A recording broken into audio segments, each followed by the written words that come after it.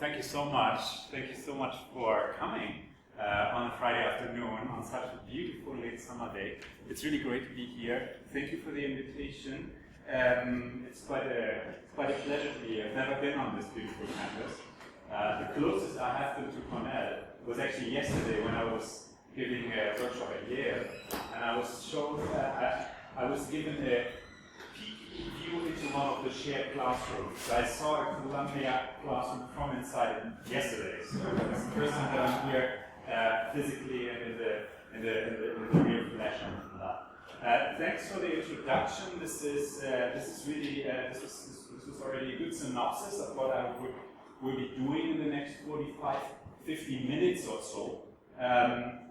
The images for this talk and for my entire research program is practically a critique and a rethinking of collegiate foreign language education, and with that I mean like the 4 years of our undergraduate programs, which in the traditional curriculum at most Research 1 universities, not so much at liberal arts colleges, but at Research 1 universities, is often organized in a way that we have 2 years of language teaching, language training, that has a very strong emphasis on oral proficiencies, which is all good, but then we have at a lot of universities relatively robust enrollments in these courses because we are sort of subsidized through an institutional mechanism that's called the language requirement. Yeah? Without the language requirement, I think sometimes we would have that much fewer students, but I think we would sometimes think much more innovative because we're really then forced to offer something that would just kind of hold students into our departments. So after these 2 years of introductory language class, we have 2 years for the students who then decide, for the few students one has to say in the context of some fields, who decide to major in the field or to further develop their skills, classes that heavily emphasis on content, on literature and cultural studies. So I'm certainly not the first one who's critiquing this particular setup, but I'm also not one of the colleagues who came before me, and I will drop a couple of names in a few minutes, who has absolutely revolutionary ideas about just like we have to fundamentally change the system. I think there are certain realities at our one universities, who's teaching, who's making decisions about curriculum and other programmatic issues that we simply have to live with, and we have to make the best out of the context what we have. So, what I will do essentially in this talk, I will address two questions. So the first question is basically something I've been working on a bit, and I think many of you probably have also great ideas, and I'm looking forward to hear them in the question and answer session afterward. But how can we integrate more reading of authentic text? And I mean this kind of rich critical reading that we value in institutions like yours or also like mine. How can we stage, how can we scaffold students to interact with these kind of texts already in beginning language learning context, really first day of class kind of thing, yeah? And then a little bit the mirror question to that, how can we make the teaching of literature, I use now literature as kind of a blanket signifier for literature, cultural studies, kind of the content that we're doing in our departments. At the upper level, how can we make that kind of teaching more communicative? Yeah, and I will give you also a couple of ideas why I think it's not, or some people not only think but also have developed research in that area to demonstrate that it's not very communicative. Yeah. So these are my two big questions of the day. Let's see how that works. Okay. Well, let's kind of talk a little bit about the two-tiered undergraduate curriculum, which is kind of a little bit what I kind of sketched out very briefly in my introductory talk, in my introduction of the talk. So you have basically 1 or 2 years. According to my information, you have a 2-year language requirement of very robust enrollment. Yeah, because we have students who are basically required to sit in our classes. At a lot of places, there are a lot of discussions about how can we restructure the language requirement towards a proficiency requirement, but de facto at most places it's still kind of a seat requirement. Yeah? We assume somehow if students sit 4 semesters in our classes, and if they don't get it, at UT also you have to have a seat in the last class, and then you have a curricular language requirement. Yeah? There are many ways to debate that, and I don't want to open this kind of Pandora box now. And my official statement when I talk to the deans and to the administrators at UT Austin is, of course, yes, I'm a staunch defender of the language requirement because I know that it's the blood. We need that to survive as a department. But from a more theoretical level, I think it's hurting also departments because it just prevents it's a subsidy that departments get basically through the structure of liberal arts degrees, and which kind of prevents us, I think, to rethink what we're doing with beginning language learners. In a massive way. So let's go over that quickly. So it's focusing on language instruction. It's often conducted by teaching assistants. I know that there are lecturers in the room. This is kind of comes a little bit from my background. My university, my department, the University of Texas, which is one of the largest departments of German in the country, which sounds now like a lot of bragging. It's no coincidence because the University of Texas is one of the largest institutions in the country. But we're a rather large operation for a German department. We are kind of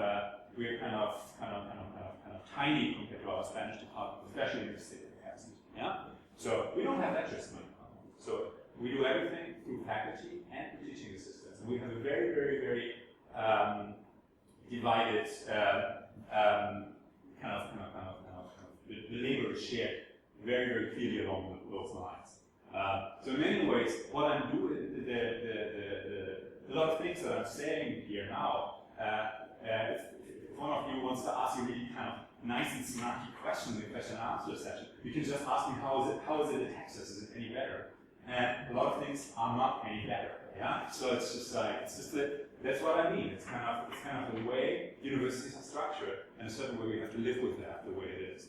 So there's an emphasis on oral communication instead of literacy. That's actually something that's not bad. I mean the proficiency movement, like from the communicative approaches from the 1970s, 1980s. That is of course what our students want and what they deserve, and what, especially for those who don't want to go on and minor or major in the field, what they want to take out of their experience. But there's very, very little attention to literacy. Yeah, we'll talk about that. So that's a little provocative. Your colleagues at here, I think, didn't really like that line a lot. But I think that, and I don't talk about your practice obviously because I don't know what kind of great things you're doing in the classes. But if you look at beginning level textbooks, the way culture is introduced, it's not introduced in terms of cultural analysis or critical thinking, but it's often more cultural critical. So, not always, but there's a bias to it. Linguistic skills instead of cultural content. Well, and then you have the bridge course. At a lot of departments, there's the bridge course, and the existence of the bridge course is already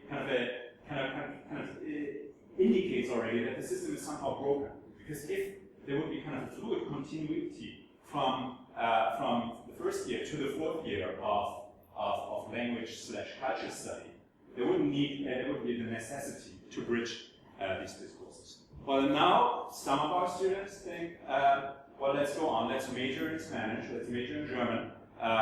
Let's just further refine our skills and enroll in our upper level class. That's where a lot of foreign language departments in North America, the real enrollment crisis starts. Yeah. So that is in my experience when I talk to people at other universities. That's where suddenly the subsidy of the language requirement is there. There's a huge enrollment drop from the lower division to the upper division. The other thing is also it's an entirely different learning environment, and I make basically the argument here that people have made before me that this is that one of the reasons of this abrupt enrollment drop is also that lower level doesn't prepare students sufficiently for upper level work. Yeah? So these are kind of our literature, our cultural studies courses. They are primarily conducted by tenured faculty who almost always have a specialization in literature and cultural studies, which is really, really important and really great, but often, or sometimes, not a very robust background in kind of contemporary ideas about foreign language education. As a result, in these courses, you find relatively little explicit attention to the linguistic development of the students. So that the instructors often operate based on the assumption that they have near-native speakers or people who are fully proficient in the target language in front of them. Yeah. So the emphasis on is on literacy, which is fantastic. That is kind of something that at institutions like this and in higher education we should generally aim for, like in level of criticality. Yeah. But there's very, very little oral communication that's still happening there, unless you kind of consider the monologue that the instructors give as oral communication. And yeah, there's the assumption that the learners are already fully fluent and proficient in the target language. But then there is this very important emphasis on cultural analysis, critical cultural analysis, which goes beyond the cultural trivia level that I just critiqued. So you see, there are very, very valuable points at all these levels. The problem is that they are kind of segregated into two different realms, and that I claim that there's very little preparation going on at the lower level, and very little attention to language learning, explicit attention to language learning in the upper level of the curriculum. Let me see what hooks. Yeah, well, that's I just wanted to project these. One is brand new, one is a little bit older, but they basically do. These are studies, very robust studies, I have to say. I mean, I read a lot of research in second language studies. I'm the first person to admit that there's a lot of not so good research. This is really, really excellent research. The first one is linguists who did discourse analysis, basically analyzing through very robust methodologies what's going on in several classrooms. They basically take classrooms and describe, also quantify the discourse. And what they found out is that in most of the classes that they observed, there were classes they were observing where up to 94% or so of the verbal contribution to the class came from the instructor. Yeah? So it's basically this kind of class where the instructor talks most of the time, all of the time, and maybe has kind of a little dialogue with this kind of one or two students in the front row who are the ones who are always sitting like that. But there were really classes where throughout weeks of these observations, there were a number of students who never uttered anything. Yeah. So, well, the 2015 study is a good follow up to that, because this is really the study how much language learning actually happens in upper division courses. Because we always have this assumption incidental language learning happens. Yeah. So they have a solid foundation. Or not so solid, but there is a foundation, and then we talk about content, and then we talk through content, and students pick up like the language without having any explicit instruction to it. Why do we believe that? Because we as language instructors are so much influenced by the way our beliefs about language learning, so much how we learn languages. And everybody in this room was a very, very sophisticated language learner, or still is. Yeah. So we kind of think our students are a little bit like we are, because I mean, I started learning kind of vocabulary lists. Not that it's ever been good to learn vocabulary lists, but I mean, I'm kind of a product of 1980s German educational systems, and that was very, very much on hold then. But I stopped doing that at some point, and it didn't really hurt me so much. Or maybe, who knows what would have happened if I would continue doing that? Yeah, but I mean.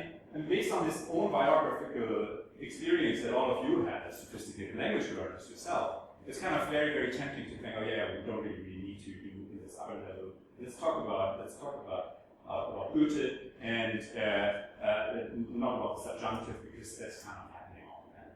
Yeah? So Rogers found out, and this brand new fresh off the press, very robust study also. But there's very, very little incidental learning that happens in these classes. One kind of small footnote, I talked about content-based classes. I'm a very, very strong believer in content-based language instruction. Yeah?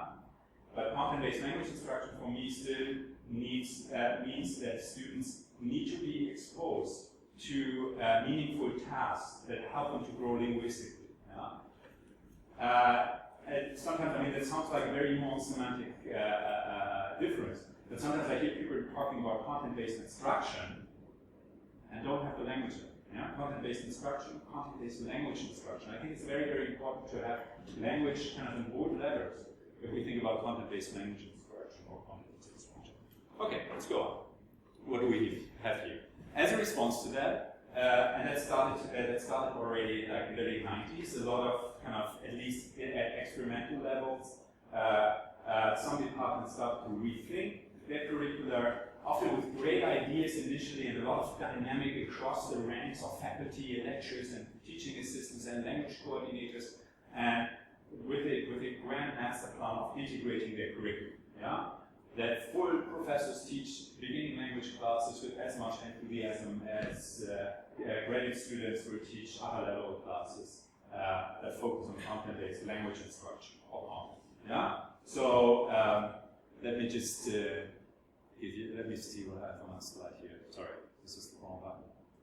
Yeah? So this is something that was theoretically informed. Here, kind of, I'm dropping a couple of names here that you all are familiar with, or if not, then you should Google those. Claire Crunch, like the idea of the cultural turn in second language studies. Then you have a whole research strand that's really based on reading research. That's kind of a little bit more where I am situated, if you want to align me with any of these clusters. Then you have very prominently within German studies at Georgetown, genre-based curriculum, based on systemic functional linguistics. Heidi Burns is the big name there, that kind of the Germanists who are in this room might be familiar with, but that had quite a traction also across the country. And then again, content-based language instruction, just like as a paradigm, but with the language capitalized. I should capitalize that on the slide. Yeah? So the principle here is just like integrating language and content throughout the 4 year. Yeah? And again, just like, there was a lot of energy to promote these programs. There were a lot of pilot projects. There's a question mark in terms of sustainability of these programs. Yeah? Because, I mean, full professors might actually, like in a meeting, say, oh yeah, well, let's do it, and I will want to teach beginning German next semester, and then they do it a year or 2 years or something like that, and then kind of, now I have some new ideas about kind of.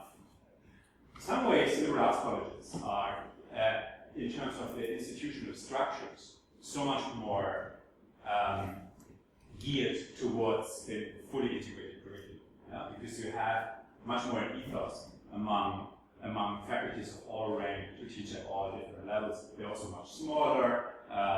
People know much better about what other colleagues do in their classes. They know their students on a more personal level. They know the educational experiences that the students had the semester before, etc., etc. So a lot of the things that I think we are just like at R1 universities, a huge disadvantage in the idea of integrating the curriculum. Yeah.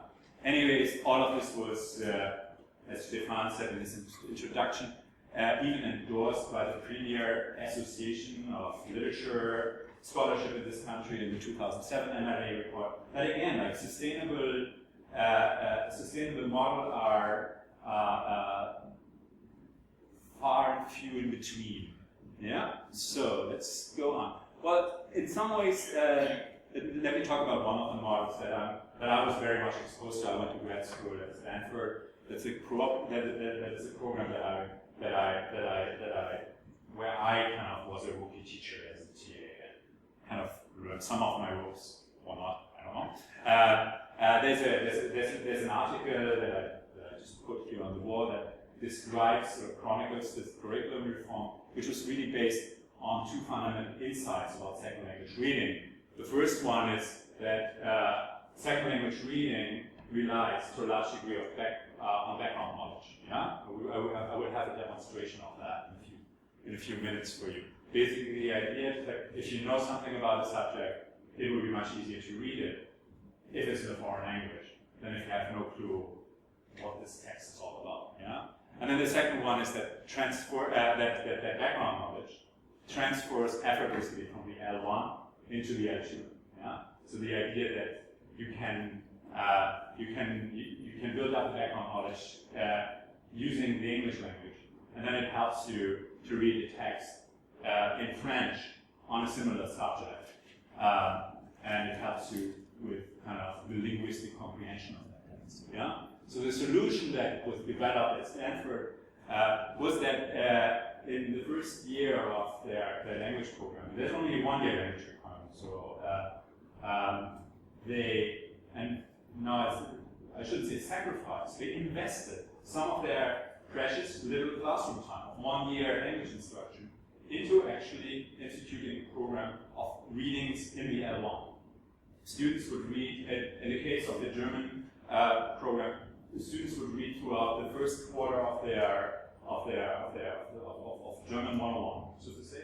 They would read a 200-page, very general history of German, but in English. Yeah. So every week they had the English reading. Every week we had a couple of minutes class time left where we could discuss that. But really based on the idea that if students are exposed to this kind of knowledge will help them eventually when they are when they go into the higher levels of the curriculum, that they would know something, in that case German history, something about Germany that they could kind of attach their reading, yeah, or avoid the crosses misunderstandings that can sometimes occur. Yeah. So this is obviously not uncontroversial. Yeah. When people talk about this, people said just like no. This was still like kind of full force proficiency movement and communicative approach. Yeah. 100% target language teaching. Suddenly programs that their students read in the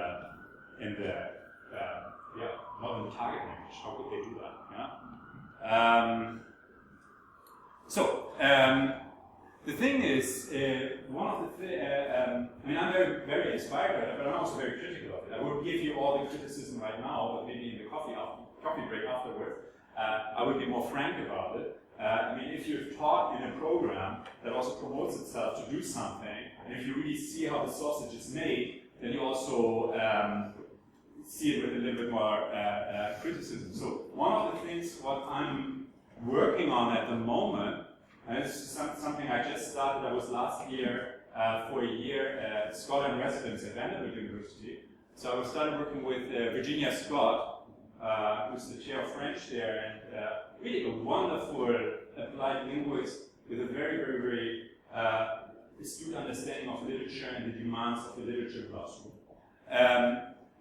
It kind of started to develop meaningful sequences of text that actually work even in the L2 on the first week of class, and that can be used along with the textbook. This is still very, very proto. We haven't really worked on a lot. We've talked a lot about these things. So, but I just wanted to give you a quick demonstration how, now I have to kind of change the screens here, how in the context of the first week of classes, you can read text in the target language if you take advantage of the fact that students have background knowledge about something. Are there any Dutch speakers? I know there's a Dutch speaker, so you're disqualified from this kind of class. But I will give you 1 minute. Oops, this is not a text, this is a... sorry, I will have a text in a minute. And I will give you 1 minute, and you will experience how much you understand of a language that you have probably never studied. Just read it. I will quiz you afterwards, but after 1 minute we will talk about why you understood what you understood. Okay? Just first few sentences.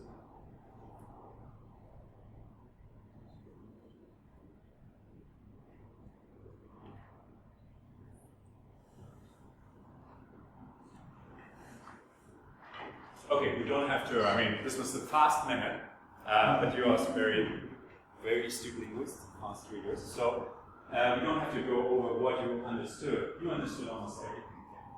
So why did you understand everything? Cognate, yes. You applied a cognate strategy, yeah. And in many modern languages that we teach, that is something that our students can. Spanish and English share about 35% of the vocabulary are cognates, yeah. So you have a background knowledge, yes, yeah. So the thing is, when I did that yesterday at Yale, but I won't do it today because I ran out of time yesterday. So if I show you another Wikipedia article about a uniquely Dutch subject matter, yeah, think about a Dutch soap opera and a soap opera character in a Dutch soap opera that you have never seen. All of us except for you would have great difficulties, or much bigger difficulties. You could still use the cognate strategy. So you did two things: background knowledge, you applied background knowledge, you use the cognate strategy. All of this, of course, works better for us as experienced language users, multilingual subjects as we are, than maybe for some of our students. Yeah? So is there a third thing why this was really, really easy read? Huh? The picture? Yeah, of course you visual. Or you can see the entire website as kind of genre familiarity that we have. Yeah? Wikipedia looks similar or identical in all languages, and this could be in Finnish, and you could still use the genre familiarity because you would kind of very, very quickly pick up that it's a biographical article. You could use your background knowledge because you see the picture, and Spock, of course, is also Spock in Finnish.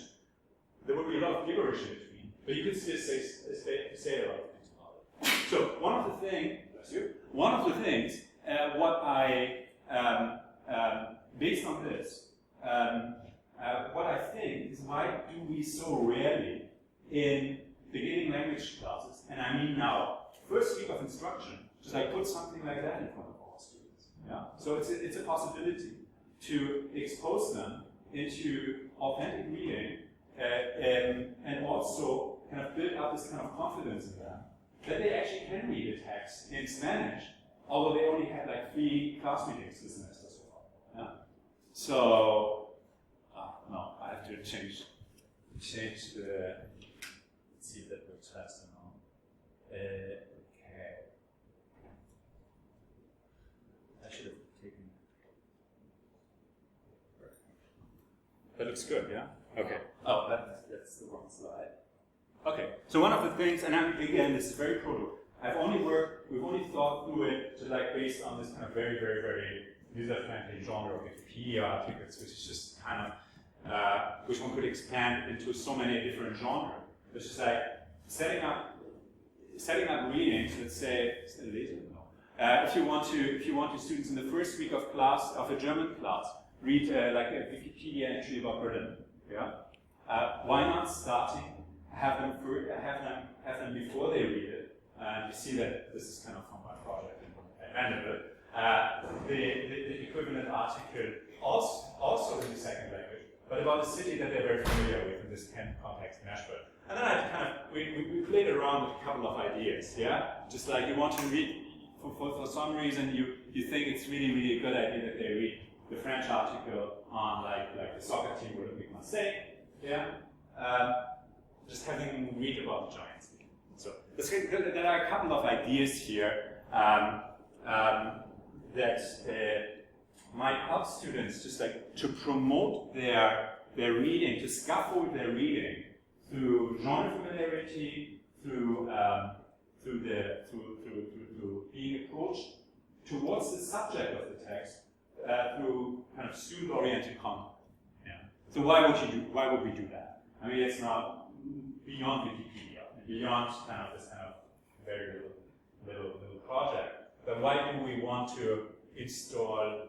Why won't we do more critical reading and more authentic reading and more meaningful reading in very beginning language classes? The one thing is, I firmly believe that it not only prepares but also inspires students for other level work. Yeah, if they experience early on that they can read texts, and in the first week, maybe a Wikipedia entry, maybe in week 12 of the semester, yeah, maybe it might be for a student who is a double or has an interest in international relations and foreign. Maybe it's a governmental document by the European Union, and you can work a lot with stuff like that because the European Union is like this kind of crazy, absurd, bureaucratical monster. So you have tons of documents there, let's say about immigration or your refugee policies or how the European Union mismanages all of that, that are not only published in English, but in 26 other languages. Yeah. So you can play around a little bit with that. Yeah. So and that is already something meaningful. Or if somebody in the end of the first year of language instruction can comfortably read an article in the Frankfurter Allgemeine Zeitung, which is like the German equivalent to the New York Times, if you think about journalistic prestige, and doesn't understand every word, but has the confidence and has the desire to interact with texts like that. And that gets me to the second idea. Reading, in my view, the reading proficiency is lifelong learning. Yeah? When I came here and I flew in 2 days ago, I was sitting next to a business person on the flight, and we had this kind of short small talk. Yeah. So, what are you doing? Yeah, I say, I'm a professor. Yeah. The response? Oh yeah. I did German in college 25 years ago. I'm Bierbitte, Autobahn, and Biergarten. Yeah. So that was kind of the sense of our conversation. Did 2 years of college instruction. I felt ashamed for my profession. Yeah. So it's just like it's kind of this kind of thing where it's just like we utterly failed. We forced this poor person to be in a German classroom in order to graduate, and 25 years later is that. So now comes the alternative version of that, and that hasn't really happened yet. But this is kind of what I dream of. Next time I come, if I'm invited back, I would sit on a plane. I would talk to a guy, and he asked, "Well, what are you doing?" Yeah, I'm Professor of German. Oh yeah, I took German in college. I mean, I forgot almost everything about how to order a burger or how to buy a train ticket from Munich to Hamburg. By the way, nobody buys train tickets anymore through oral interaction. But I've forgotten all of these. But you know what? I was just like 2 days ago. I just like read the Frankfurter Allgemeine Zeitung. There was an interview with Angela Merkel about the refugee crisis. I still can I still on a regular basis, when there's something going on in the world, or when I feel the desire to get kind of European perspectives on things, I do that, and let's talk about this subject or whatever. Yeah, hasn't happened. Hopefully, it will happen one day. I will just like have my happy dance when that happens, but it's probably not happening. But it could happen because there's something really amazing about reading. Reading is something, and you all, especially since we all went to grad school or in grad school at some point, it's something that we can learn relatively fast because many people take these kind of 1 semester long courses reading in the second language, and then after 12 weeks they can read research articles in a foreign language. Yeah, maybe that skill stays with them for a long time if they kind of continue using it. But some of that remains. I mean, reading comes very fast to us. Yeah? You can learn reading in 12 weeks. We also forget it very, very slowly. Yeah? For all of you, I mean, just like I once kind of, just like in terms of my own learner hierarchy as a language learner is not full of glory. Yeah, I started a lot of language here and there, like I had 2 semesters of Swedish or something like that. No, and I cannot speak Swedish in any way. I can read it quite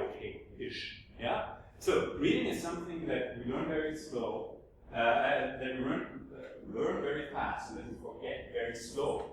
It's also, I think, if we consider us, and we do that at this institution as much as at my home institution, that higher education is an enterprise that is kind of an intellectual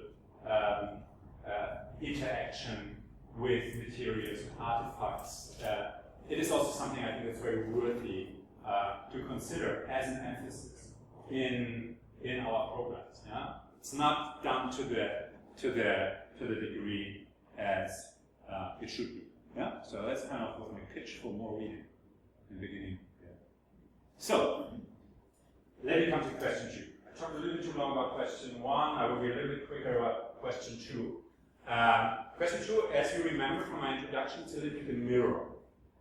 We're leaving now the introductory, beginning language learning environment, and we make this leap that our students have tremendous difficulties with into the upper level, literature class.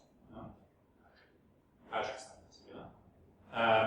Again, challenged by the research, that the facts that we know about relatively little incidental learning at that level.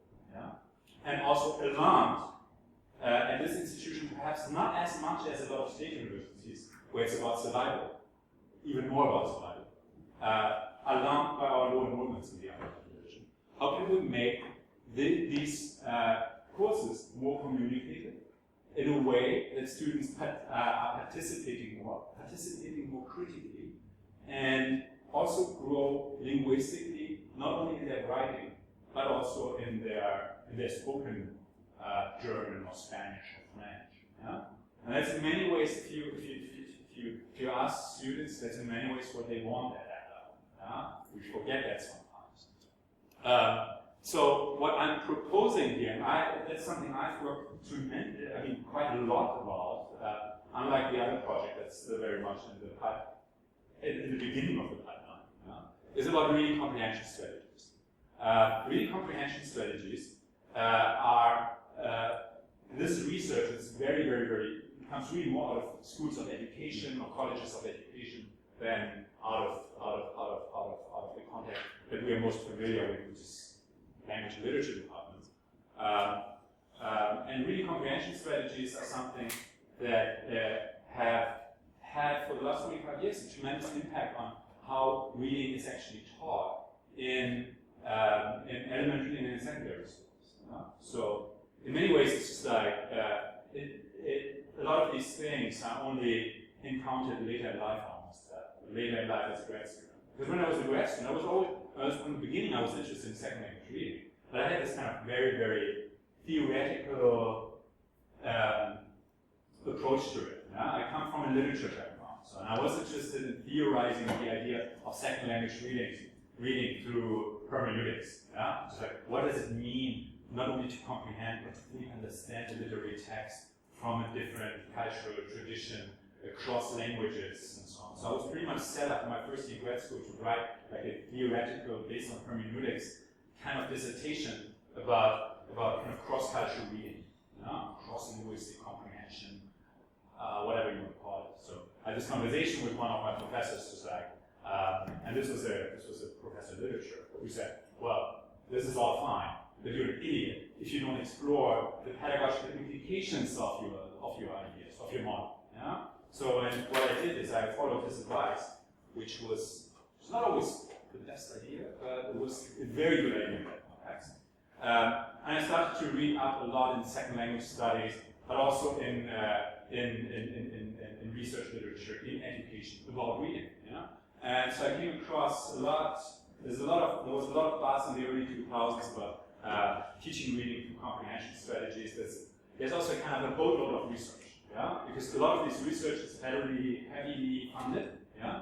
This is considered to be more relevant than what's usually going on in literature departments and arts and science contexts. Yeah? Because it's really about like finding out the best ways how we can teach our children to read. Yeah? Not only at the beginning, but also like critical reading and content fields throughout high school. Yeah? And one of the things that stands out in the literature, or stood out at that point, and it's still still kind of it's not really refuted at all, is staging instruction heavily based on reading comprehension strategies. So what are reading comprehension strategies? These are things that you've done when you learn to read, but and that you probably also often do with your students.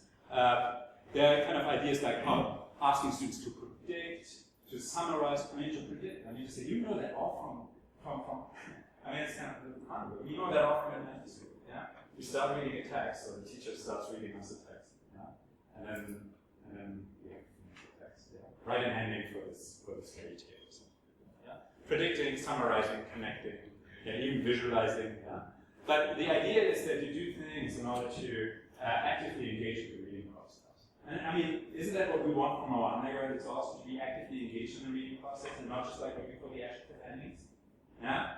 So I think there's a significant overlap. Yeah. There's of course a lot. There are a lot of things to critique about this body of research if one thinks about wants to apply 100% to our context. But there's also some really interesting things to find. And what I've been focusing in most of my research is basically the insight that came from that particular research context is that the most single powerful reading comprehension strategy is questioning.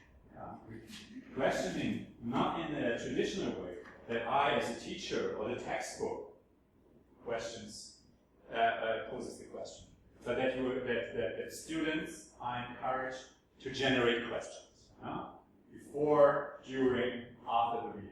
So there's a lot of research on it. We don't have to go over that. We will not have to go over it, but I want to tell you a couple of other things about it.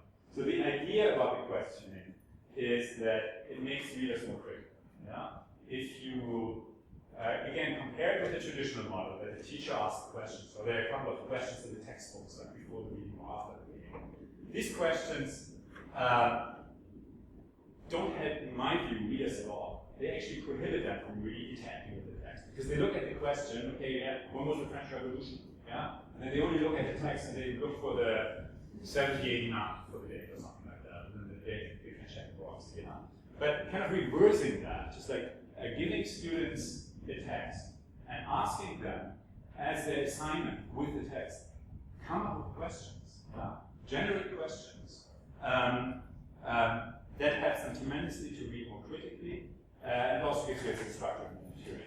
The problem is, if you just tell your students or just ask questions vis-a-vis the text, they come up with all sorts of questions. Some questions are maybe useful, some questions are just like completely unuseful. And here comes in part of my research. Now I have to go switch and go again online. Let's see how that works this time. Oh.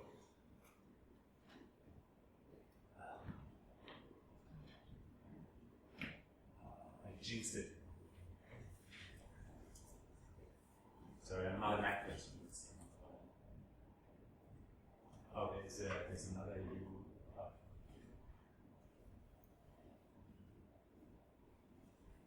That looks good. Oh, can we just get a little smaller?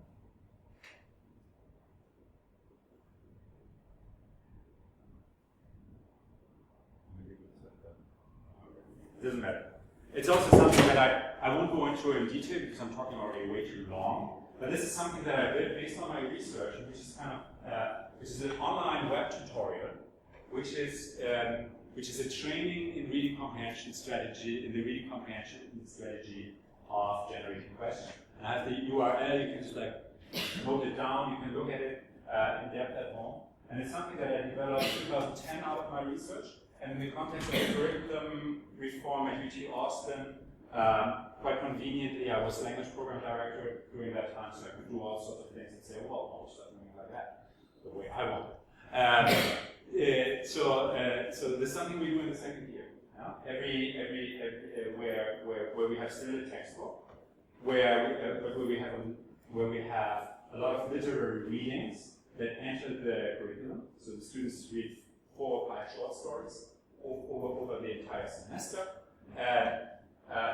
during the semester, they learn how to generate questions vis-a-vis literary text. Yeah? It's not that they are after that like kind of. It's a first step towards making them, helping them to read in between the lines or even on the lines. So there are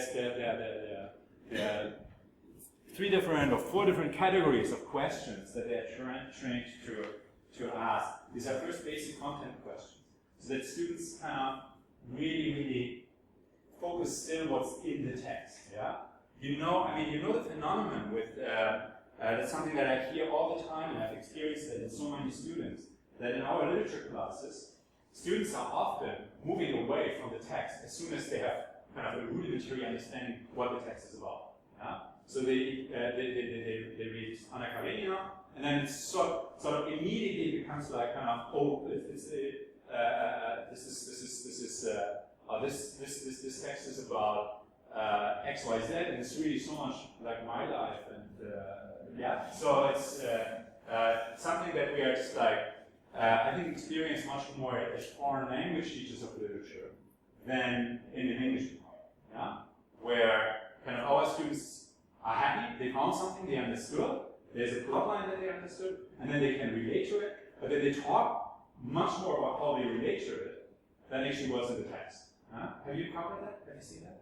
I think it's relatively typical. It's relatively frequent, and I think it's a problem. Yeah? It's actually encouraged in a few slides before. It says related to your background. Okay. Right? Wasn't the previous slide? Well, you relate to the text, you relate to your background. Yeah, that's a good point. But I was talking about kind of first week of classes, now I'm talking about literature. Yeah. Good one. Yeah. So, and after clarifying basic content, on the second level, students are trained to ask the kind of questions that we will value in students who look in between lines, yeah, interpretative questions. And then the third category are cross-cultural questions. And you can, again, we won't have time to go over all of that. And these are questions that help students to kind of to challenge their own interpretation and to ask themselves, is this interpretation too American-centric? Is this interpretation purely based on my cultural background, or is the text situated? Is this text situated in a completely different culture? Yeah? So again, we don't have time to go over that in detail, but it's something that has helped in my institution. And again, just like a lot of things that happen in my institution that I'm not very happy with, but it has helped to encourage more students to go beyond the first 2 years. Yeah, we have about 35% more retention since we are doing that. I'm not just now. I should just like say this is of course correlation. It doesn't have to mean that this is just like a result of that. But there are certain efforts that we've done with this curriculum reform. That's one of it, and suddenly our numbers look a little bit better. Yeah, and the idea is really just looking onto the two sides of the curriculum. The one where is the what are we doing in the beginning? What are we doing in these intermediate levels, like here, and then also in terms of the upper level curriculum. The thing is, I've used that at several. I have to. Oops. Let me see if that works instantly. I'm so sorry. Thank you. I've used that at UT Austin, also at Vanderbilt. The great thing is that we have a lot of graduate students who are trained in this context and are now out in the profession. So there's 6 or 7 universities or German programs who use this or a version of that, and it's kind of course, it's helpful if your students get jobs. Yeah. So I'm very privileged by that my department, despite all the things that are going on in the profession in terms of job, still has a very good graduate student placement, and I can use that sort of, or that's of course an impact on that. It's a little bit like me and the Stanford model. Graduate students are trained within some model. It's not that they adopt it, they take it and implemented but they adopted the modified file for their context. Let's see what we have still. Okay, yeah.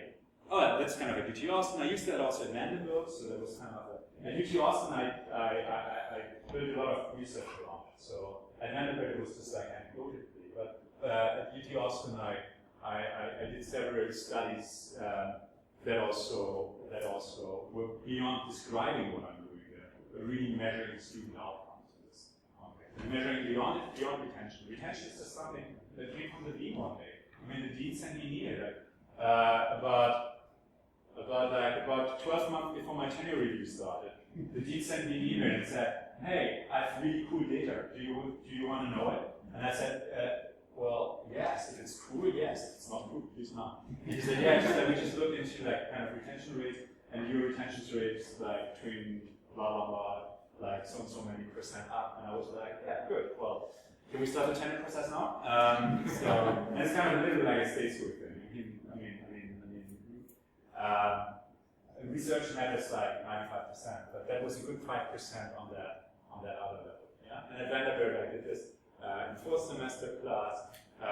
That was kind of a paradox because at Vanderbilt they were very, very small class sizes and students who are a little bit like here, really top-notch students who live where they study, who kind of have this kind of great infrastructures around them that we at UT unfortunately don't have. So let me see what I have here. Okay, yeah, this is a little bit like how I implemented that. Yeah? So that is a little bit about the class, but we just go through that. Yeah, first we go through the semester. They go through the web tutorial. Yeah? Every week they submit questions. Yeah? And these questions were also very good for me as an instructor. Again, to make literature instruction communicate. Yeah? They usually post this question in an online forum. They can already look at their peers' questions, or even kind of play with their peers' questions. Sometimes we answer the peer question. And I had a great time preparing these classes. I mean, I did my usual class preparation, obviously, but then I also printed out all their questions. Yeah, something that took kind of scissors. Every question was like a one piece of paper, and then we sat around the table. It's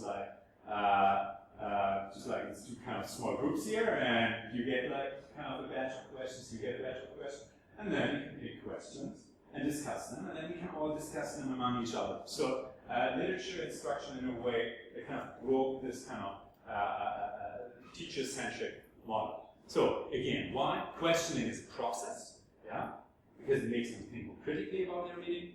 Questioning is a product because it gives me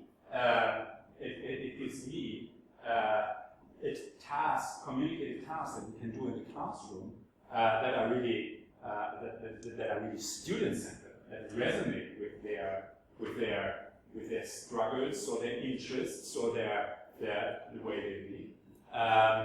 And it also promotes some sort of autonomous learning. I mean, students are socialized then into a modality. It's probably more important for my students in Texas than the ones in Vanderbilt, that we read literature in order to kind of ask questions and in order to explore ideas, and not just purely as kind of a linguistic art. So let me see what else do I have. Conclusion. Yeah, it's almost done. Some modest suggestions. Here I'm not calling out for the revolution and that we have to completely restructure all the language departments in the country. We can't win that fight. But kind of developing strategies to implement more literacy, more critical reading, more authentic reading in the very, very beginning stages of our language classes. Yeah. And we all do that, but we have to do always more of that. Yeah? So, the second thing then is just trying to create content-based language classes that still help students to refine their linguistic skills, their oral skills through very, very discussion-oriented classrooms around literature. That's it. Thank you.